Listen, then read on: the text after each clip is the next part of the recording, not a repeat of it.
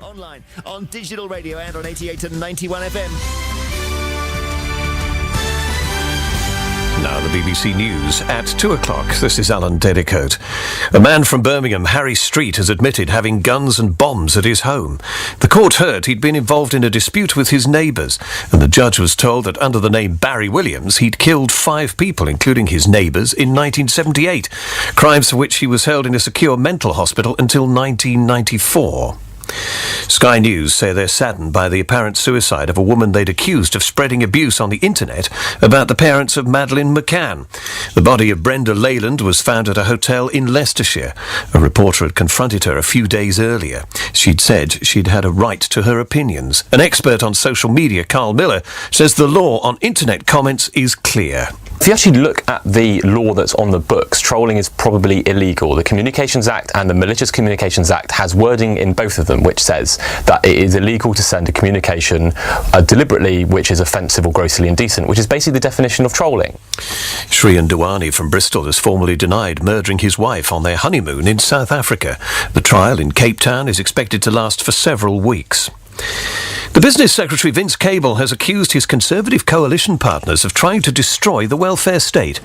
Mr Cable told the Liberal Democrat Party conference in Glasgow that Tory plans to cut spending by a further £25 billion after the next general election would do great harm to key services. Political staff say his onslaught underlines the determination of senior Lib Dems to distance themselves from the Conservatives.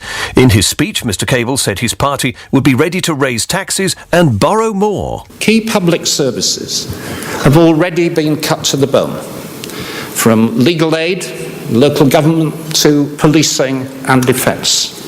And the Tories are ideologically obsessed by cuts because they see it as a way of destroying public service and the welfare state which they detest.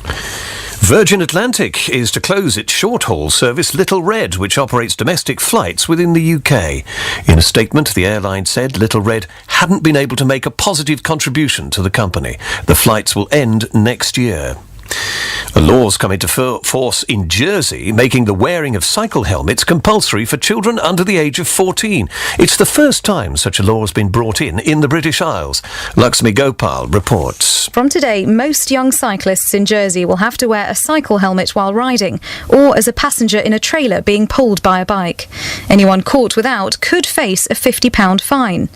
The new law applies to all children under the age of 14, and there are already calls for it to be extended to all cyclists on the island, no matter what their age.